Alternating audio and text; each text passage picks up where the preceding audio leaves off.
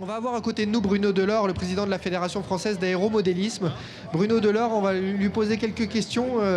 Il va venir juste ici à côté de moi. Bruno Delors, on va lui demander comment ça se passe, comment encadrer une pratique de loisir qui tend un peu à s'individualiser. Enfin, comment faire pour gérer tout ça parce que c'est un marché en plein essor. Bonjour, donc je suis effectivement le président de la Fédération française d'aéromodélisme. Alors en deux mots, qu'est-ce que c'est ? C'est une fédération de clubs, donc c'est un ensemble de clubs. On a 850 clubs affiliés sur le territoire. Ceux qui sont venus à notre stand ont vu qu'en région parisienne, on a 84 clubs, en gros 10%. Et dans ces clubs, il y a des membres, ce sont nos licenciés. On a 28 000 licenciés et quand on regarde, chaque licencié a en gros 5 ou 6 aéromodèles. Ça veut dire que c'est un parc de 100 à 150 000 aéromodèles qui volent. Alors, qu'est-ce que c'est que l'aéromodélisme ? Chaque fois que vous prenez un aéronef sans personne à bord, si vous faites du loisir ou de la compétition, c'est de l'aéromodélisme. Alors, il y a les traditionnels de l'aéromodélisme qui vous disent que c'est les avions, les hélicoptères, les planeurs. Il y a une nouvelle pratique qui sont ces multirotors et dont la caractéristique, en dehors du fait qu'ils ont plusieurs rotors, leur caractéristique, c'est une caméra embarquée. Les multirotors, justement, c'est ce qu'on voit là en course ? Multirotor, c'est ce que vous voyez, donc c'est une voilure tournante, mais avec 4, 6, 8 rotors, avec différents moteurs, mais surtout une caméra embarquée. Et donc une caméra embarquée qui permet soit de faire des prises de vue ou des photos, alors à usage personnel, et une activité sportive toute nouvelle, le drone racing, dont vous avez ici des courses et qui se développe partout dans le monde.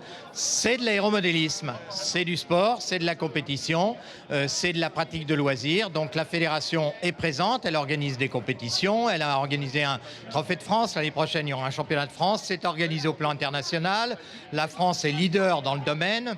C'est nous qui avons défini les règlements au niveau international, qui sommes extrêmement présents. Donc, on ne pouvait pas, notre fédération, louper cet événement.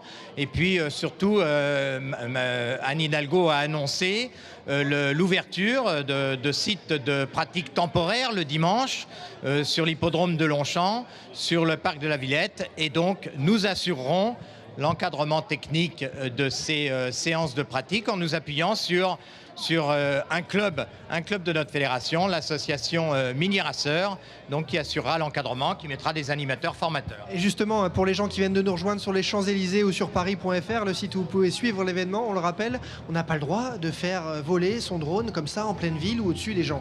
Donc on n'a pas le droit effectivement de voler en ville, sauf autorisation particulière. Donc quand la ville de Paris finalement trouve des sites, bien sûr ça a été discuté avec les autorités, avec la direction générale de l'aviation civile, qui est habilitée à donner les autorisations, avec la préfecture de police. Quand à partir du moment où on encadre ces activités, on arrive quand même en ville, sur les Champs-Élysées ou sur l'hippodrome de Longchamp, au parc de la Villette, en salle également, donc à faire de la pratique de l'aéromodélisme, ici du drone racing. Puisqu'on a eu cette bonne nouvelle à 14h quand Anne Hidalgo est venue ici sur les Champs-Élysées nous annoncer que le 18 septembre, du côté de l'hippodrome de Longchamp, puis début octobre du côté du parc de la Villette, les passionnés, les fanas d'aéromodélisme et donc de drones pourront les faire voler en toute légalité à Paris. C'est une grande première. Alors c'est une grande première, je signale à ceux qui sont intéressés qu'il ne faut pas qu'ils viennent comme ça à l'improviste, il faut qu'ils s'inscrivent, donc il y a le contact, ils tapent Rotor Match sur internet et ils tomberont sur le site où ils peuvent s'inscrire, ils trouveront toutes les conditions, 18 septembre à l'hippodrome de Longchamp et probablement début octobre ou mi-octobre au parc de la Villette, donc aux deux extrêmes de Paris et pourquoi pas d'autres sites plus tard si cette expérience s'avère être une expérience intéressante. Mais je suis sûr que ça va marcher super.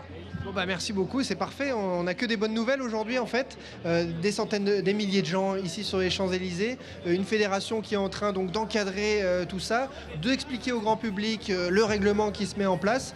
Finalement, ça a marché en pleine expansion.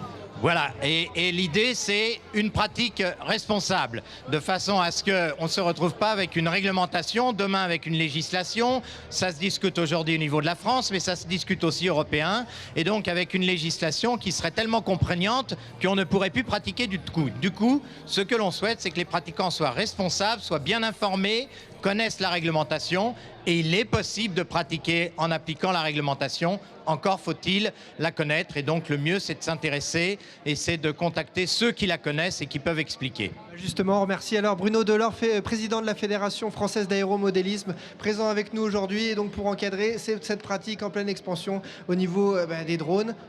Et un grand merci à la ville de Paris pour cette super initiative. C'est une première mondiale sur la plus belle avenue du monde. Donc ça va faire beaucoup de jaloux, ça va buzzer sur Internet, c'est extraordinaire. Donc merci à la mairie de Paris, merci aux organisateurs. Mais ça n'est qu'une première, ça se refera. C'est une première mondiale, ça se refera forcément.